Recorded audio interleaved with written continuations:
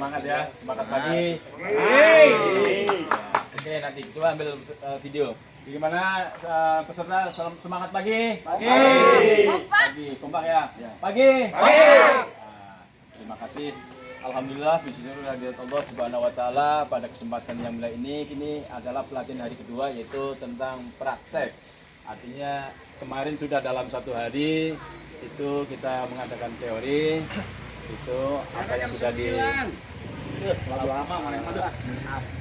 yang sudah disampaikan oleh narasumber kita tentang teori baik secara manajemen air, termasuk pembikinan molase atau probiotik. Jadi kemarin saya sampaikan.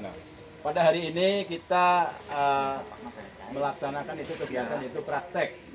Praktek ini terdiri dari pengenalan tentang masalah kolam bioflok, juga tentang caranya nanti. Mungkin kalau ada waktu juga nanti berkelanjutan ya. Jadi dari sisi pembikinan probiotik sampai pengadukan air secara ini untuk tandon. Tapi hari ini adalah pengenalan apa yang kita perlukan dalam pembikinan kolam bioflok. Nah, dalam hal ini sebenarnya karena lingkungan kita ini masih sekedar seperti ini, jadi ini sebenarnya sudah masuk standar, tapi belum artinya belum semaksimal mungkin. Karena apa? Karena lihat kondisi tempat yang sempit. Harusnya tidak seperti ini.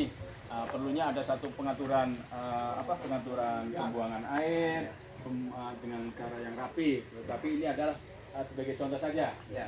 Mudah-mudahan nanti kalau Bapak Saudara, karena mungkin banyak yang punya tanah lebar gitu, nanti bisa dipraktikkan secara umum, apalagi dengan negeri yang bagus. Nah, hari ini kita praktek.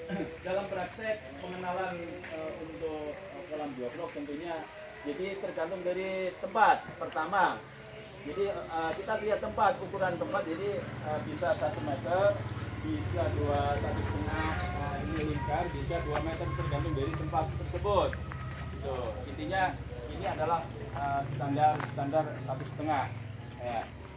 Jadi sudah jelas bahwa sudah standar ini ada 15 cm. Jadi kalau umpamanya pertama untuk mengukur air, bisa saja pertama untuk benih yang 78 itu bisa antara tadi 3 lubang bisa segini dulu 45 cm.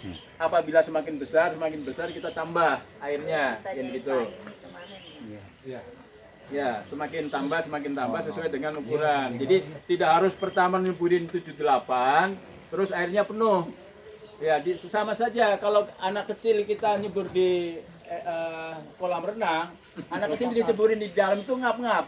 Ya, enggak beda jauh. Jadi ikan apabila udah penuh seperti ini, terus diceburin ikan ukuran 8, dia tenaganya saja sudah habis sampai ke atas.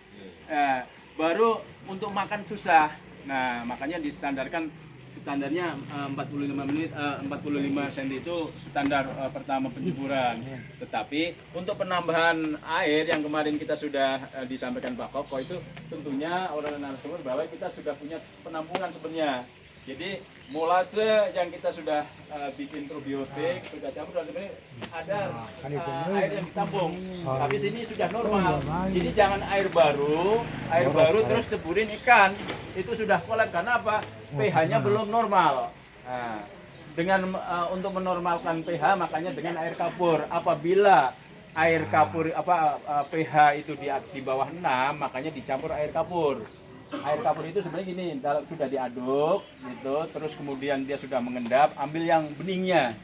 Nah, beningnya dimasukin ke situ, baru kita aduk, baru nanti kita ukur lagi. Memang sebenarnya melihara ikan itu bukan melihara secara ikan hidup, tapi sebenarnya manajemen airnya dulu. Kalau airnya sudah bagus sesuai dengan keinginan ikan, itu tentunya ya sudah hidup, itu pertama. Nah, keduanya, untuk bikin bioflok kenapa dipakai ini? Ini adalah sebenarnya menjaga dari hama, mungkin tikus atau kucing. Biasanya kan bau amis pada ikan, makanya apabila kucing garu-garu begini masih bertahan tidak posisi pada terpal yang kedua, ini intinya aman. Kemudian kenapa dibikin standar seperti ini? Ini gini, apabila karena ini di luar kita di tempat luar ini, apabila kena hujan tentunya di sini kenapa seperti ini atau disesuaikan apabila air penuh, karena ini kan pasti kalau tidak ada pembuangan penuh, makanya dia otomatis dia keluar secara keluar. Dan apabila memang pembuangan ini ya kita tinggal buang aja begini. Nah ini keluar, tapi setidaknya di situ sudah ada tadi saringan. Nah, saringan coba diambil ini Pak. Yang bulat peralon pendek, peralon pendek. Nah, iya itu. Nah, tujuan ini seperti ini itu apa gini? Tetap air keluar, tetapi ikan tidak keluar. Nah, kalau dengan seperti itu hanya peralon saja, ya pasti keluar. Gitu. Makanya sebenarnya dalam yang sudah standar nasional itu tetap ada bak pada penampungan, apabila ikan sebagian keluar tetap tidak pergi.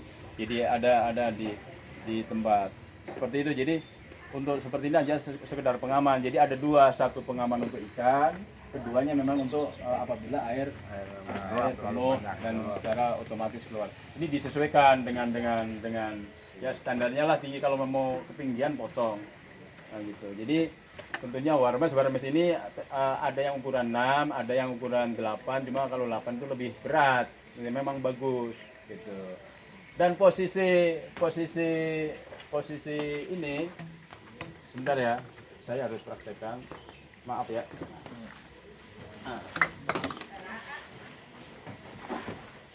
Nggak apa-apa lah. Nah, nanti kita biasa dikit ambil posisi. Sini Pak Toto ambil gambar Toto. Nggak apa-apa buat dokumen. Jangan terlalu dekat lah, jauh juga video. Jadi gini, lagi di video ya. bentar gini.